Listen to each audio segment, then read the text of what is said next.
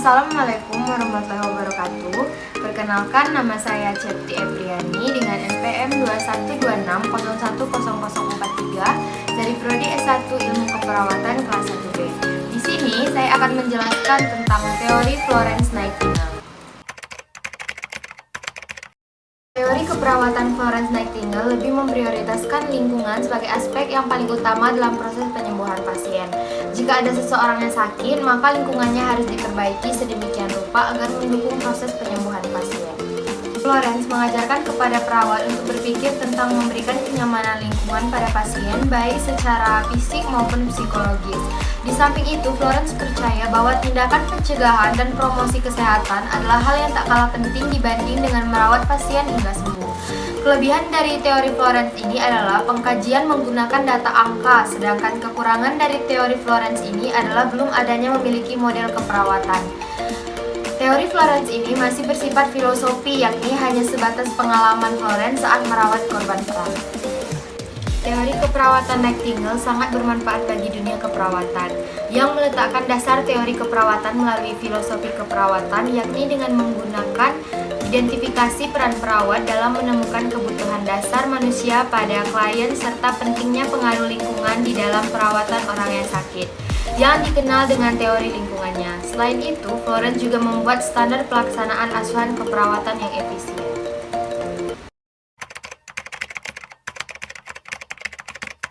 Nightingale lahir di Florence, Italia 12 Mei 1820 dan meninggal di London, Inggris 13 Agustus 1910 pada usia 90 tahun.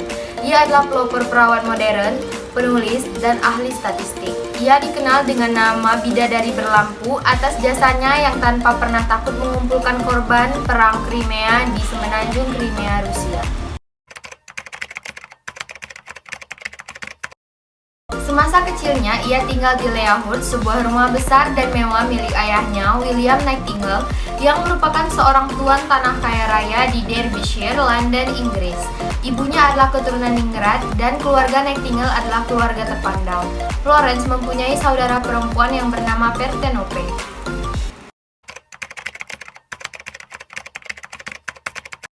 Remaja mulai terlihat perilaku mereka yang kontras. Parthenope hidup sesuai dengan martabatnya sebagai putri seorang tuan tanah, sementara Florence lebih banyak keluar rumah dan membantu warga sekitar yang membutuhkan. Pada saat Florence berusia 20 tahun, dia merasa yakin bahwa panggilannya adalah merawat orang sakit. Tetapi pada tahun 1840-an, para gadis Inggris terhormat tidak akan pernah bersedia menjadi seorang perawat.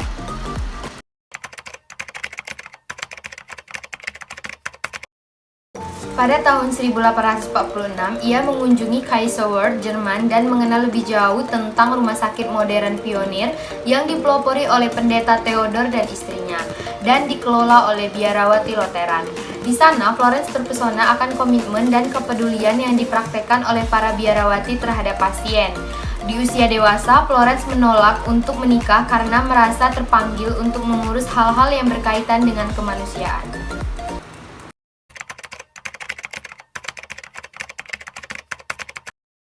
Tahun 1851, saat Florence menginjak usia 31 tahun, ia dilamar oleh Richard Milnes, seorang penyair dan seorang ningrat.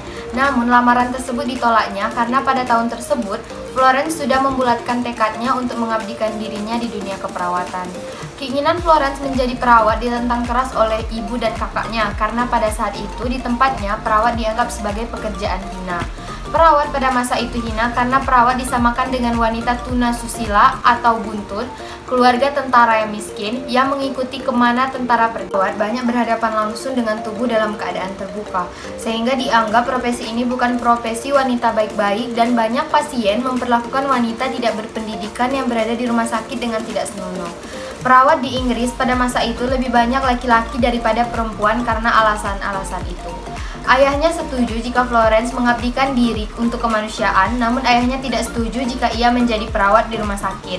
Karena saat itu rumah sakit adalah tempat yang kotor dan menjijikkan.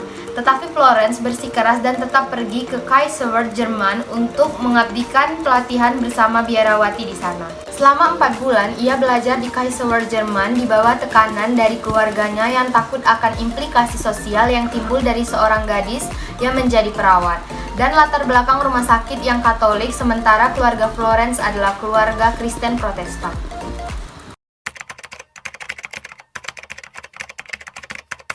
Tanggal 12 Agustus 1853, Florence kembali ke London dan bekerja sebagai pengawas bagian keperawatan di Institute for the Care of Sick Gentlewomen, sebuah rumah sakit kecil di Upper Harley Street, London. Posisi ini ia tekuni hingga Oktober 1854. Di sini ia berargumentasi sengit dengan komite rumah sakit karena mereka menolak pasien yang beragama Katolik.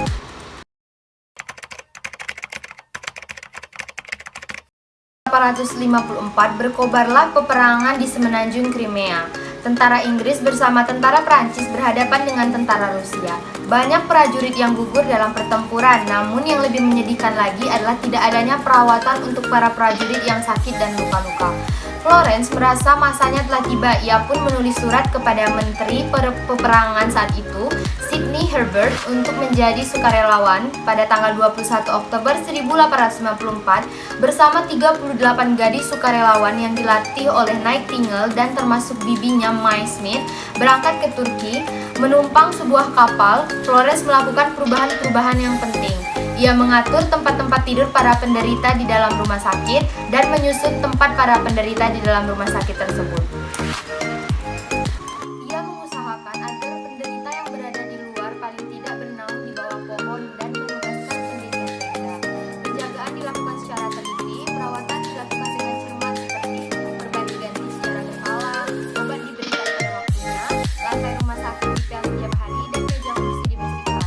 Pada bulan Mei 1855, hampir 6 bulan setelah Florence Nightingale datang, Komisi Kebersihan Inggris datang memperbaiki sistem pembuangan limbah dan sirkulasi udara. Sejak saat itulah tingkat kematian menurun drastis.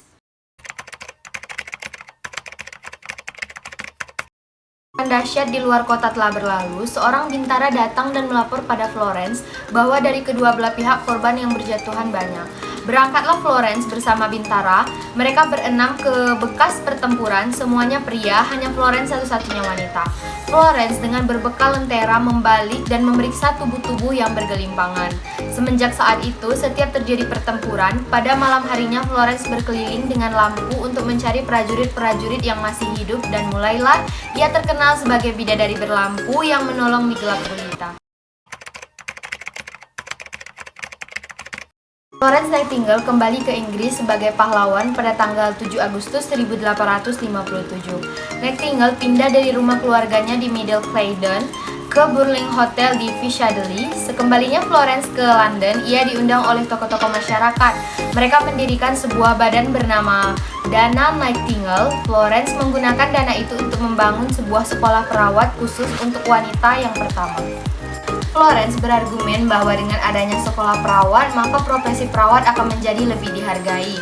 Sekolah tersebut didirikan di lingkungan rumah sakit St. Thomas Hospital, London. Dunia kesehatan pun menyambut baik pembukaan sekolah perawat tersebut. Pada tahun 1860, Florence menulis buku catatan tentang keperawatan yang berjudul Notes on Nursing dan menjadi buku acuan pada kurikulum di sekolah Florence dan sekolah keperawatan lainnya. Pada tahun 1883, Florence dianugerahkan medali Palang Merah Kerajaan The Royal Red Cross oleh Ratu Victoria. Pada tahun 1908, ia dianugerahkan Honorary Freedom of the City dari kota London. Pada tahun 1869, Nightingale dan Elizabeth Blackwell mendirikan Universitas Medis Wanita.